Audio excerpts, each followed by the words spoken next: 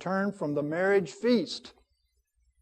The Lord is leaving the marriage feast. He's picking up the virgins at midnight. When did they leave Egypt? Midnight. And going to where? The groom's home.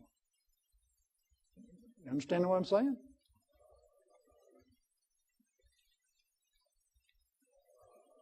Does everybody understand that there's not... Let me ask you, is there anybody here that believes that the tribulation is 3.5 years? Anybody see that? You thought about that? Okay. Let me point something out to you. There was 3.5 years under the dragon in Revelation chapter 12. He mentions it. And the dragon had 7 heads and 10 horns. But the crowns were upon the heads and not the horns. Then you go to Revelation chapter 13, where there is a 7-head, 10-horned beast, and now the crowns are upon the horns for 3.5 more years in Revelation chapter 13. That's 2 different beasts, each of them for 3.5 years. Revelation 17 tells us that there are 8 of these beasts. And we've already been through 6 of them: Egypt, Assyria, Babylon, Media, Persia, Greece, Rome. There's 2 left. There's the dragon, which is going to be for a short time, the Bible says. And then the Revelation 13 beast, you see. So some people make these 2 beasts the same beast. But the Bible tells you that they're consecutive. And it tells you that during that time, they both rule for 3.5 years. So actually, there is a 7-year period of time. See, and that doctrine was mostly put forth by the I'm forgetting the name of them now. The people that believe everything, all this was fulfilled back in the days of Jesus, and it actually was. You know, because almost every revelation is fulfilled more than once. It's fulfilled one physical time usually, and sometimes several spiritual times. What happened in the days of Jesus is, again, happening in our day. You know, the Lord spoke to me some years ago about this, and He said to me, everything that happened in the days of the Gospels and in the book of Acts was going to be fulfilled again. Now, you understand the Gospels and the book of Acts are a prophecy of the end time.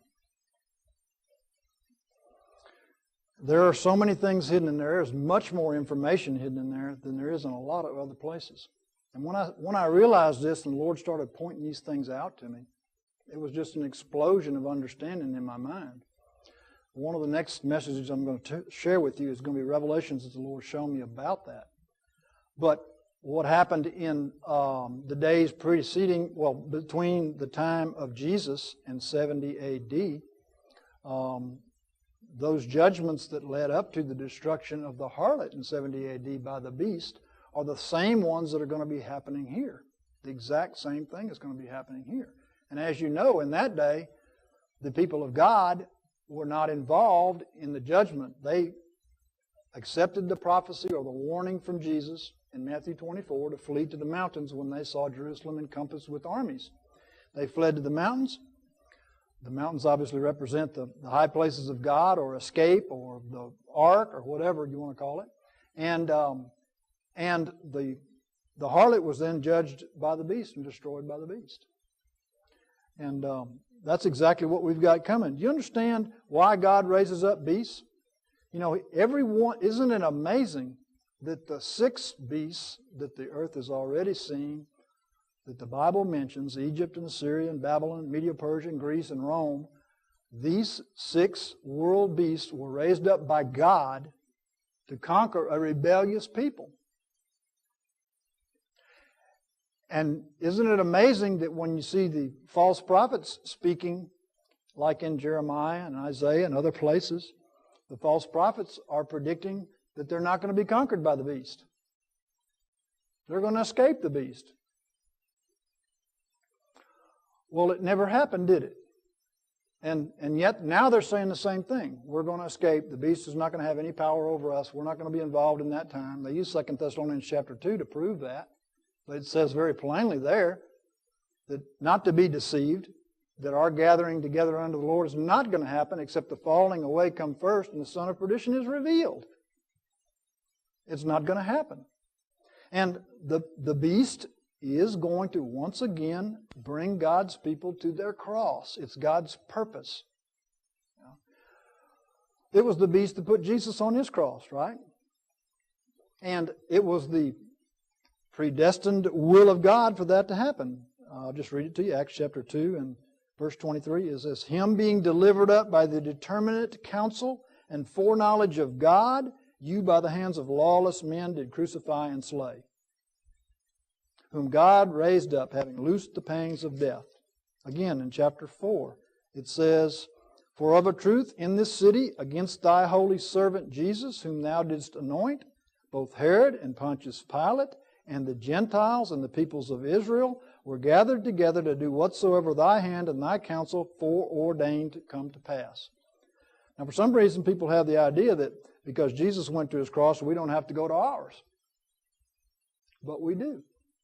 I mean, God used the beast and the harlot and the son of perdition to bring Jesus to His cross. And He's going to do the same with the church. What happened in Jesus' day is going to be fulfilled again. The same cast of characters is still with us. They've multiplied, but they're still with us. And that's what the Lord told me. He said, everything that happened in the Gospels and in the book of Acts was going to happen again in our day, except the cast of characters has been multiplied many times over. So you can see a prophecy there of what's going to happen. And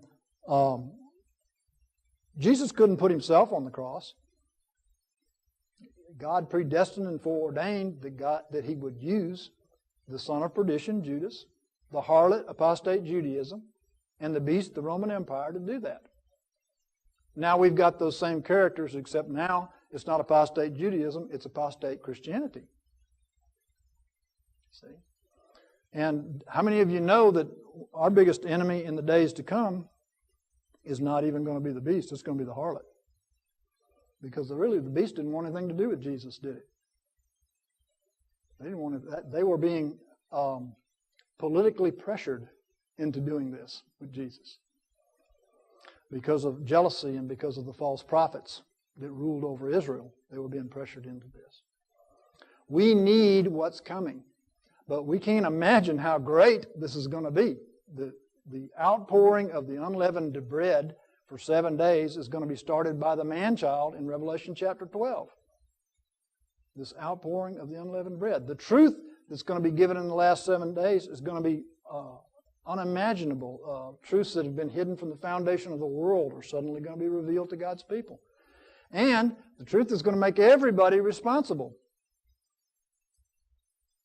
Because you're not really all that responsible until you hear the truth. To him that knoweth to do good and doeth it not, to him it is sin. Sin is imputed when you know truth and you reject it, you see. So truth is going to divide the church. What we're calling the church. What we observe to be the church is going to divide the church. Truth is. And look at Isaiah chapter 32 for just a few minutes with me. Isaiah 32.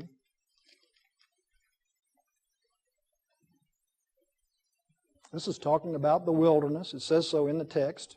The wilderness, as you know, Revelation chapter 12 and Revelation 17 tells us that the first 3.5 years and the second 3.5 years are both called the wilderness. And the church is going into that wilderness. Verse 1, Behold, a king shall reign in righteousness, and princes shall rule in justice. And a man shall be as a hiding place from the wind. Isn't that something? We've got a secret place. And a covert from the tempest, as streams of water in a dry place, as the shade of a great rock in a weary land.